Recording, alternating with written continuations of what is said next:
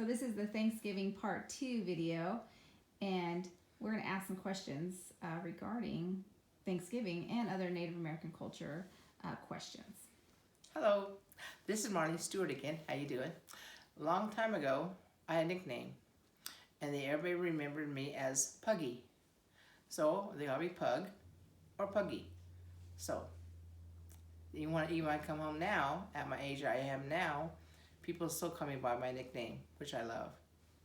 So for November, did your school, did you guys do Native American Awareness Month, or did you do performances, or talked about your culture as a Siletz person?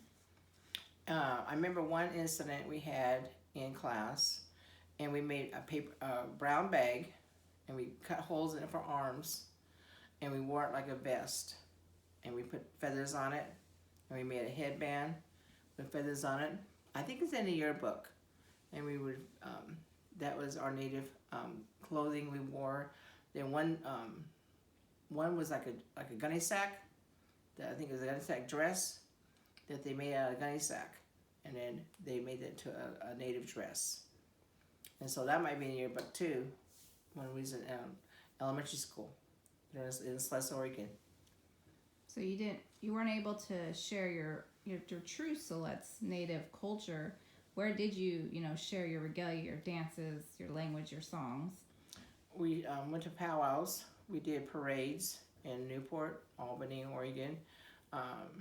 It was called Archie Band of Siletz Indian Dancers, and my dad got a truck and a trailer, and all this we've always been Indian, and we were all dressed out in our clothing, our native clothing we made, and regalia, and the boys wore head bonnets, and they wore their vests and their necklaces and their moccasins, and they carried makeshift weapons. The young boys did, and the girls, we made our dresses, and we walked either by the truck or behind the truck in the trailer, or then we decorated the back of the truck, and the people that couldn't walk sat on that, on the back of the truck trailer.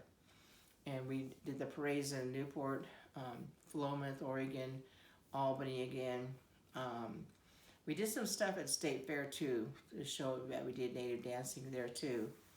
And but wherever we did parades, it was everywhere. And so it was fun. Where are other places that you shared your Siletz native culture? Were you able to express yourself? We also did Salem, Oregon prison. We would go do powwows there. And that was fun because you had to go in, check in everything, and then they had to check everything that you brought in, and then which you couldn't take in, they put away. But you had to dress there in a certain area, and then we did a powwow, and then the MC was my dad, and then the prison people there, the guards and stuff. So they okayed all that, so we danced there too. So. Didn't you dance at a camp? Oh yeah, we did the Easter Seals Camp, and we did that every summer, and we'd go to the camp, and oh gosh, it's like 3 rivers, I think it's called. We went to the water, and we had to get there by boat, and we got there and we dressed down there, and we did a powwow for the kids there, and Camp Easter Seals. We did that for a long time, and then the workers there would help the kids too, dance, and then they push them in wheelchairs, or they would walk and then do like a round dance, and a tribal dance with all the kids, and that was fun. We did that for several years. So how'd you know about that camp? My dad and whoever he worked with, I really don't know, but my dad, Robert Rilatos, yeah, he did that, and so we did that every year with the Rilatos family and the bands, the Easters and the Bells from Springfield, and the McKnights. We all danced. So was there any other place that you heard our language being spoken, or our dances being done? We did a powwow in Siletz in the 70s, and like 74, my dad did a powwow, and it was downtown in the Siletz football field, and where the skate park is out now in Siletz. That's where the people would camp, set up camp out there, and they camped out over there. And over by the A-frame, that was over by the city hall, the A-frame was there, and we had culture classes in there. And then in front of that, we had vendors and corn on the cob and fry bread and different kind of foods that people go ahead and buy. And then across the street was a football field, and we had a powwow over there on a football field. And so, but that was fun.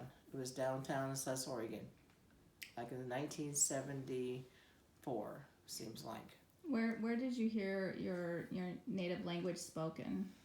In my grandma and grandpa band's home, Victoria and Archie band, and they be speaking to one another in their native tongue, and it's either native tongue, and then my grandma sometimes was speaking jargon, and then they be both just start laughing and giggling.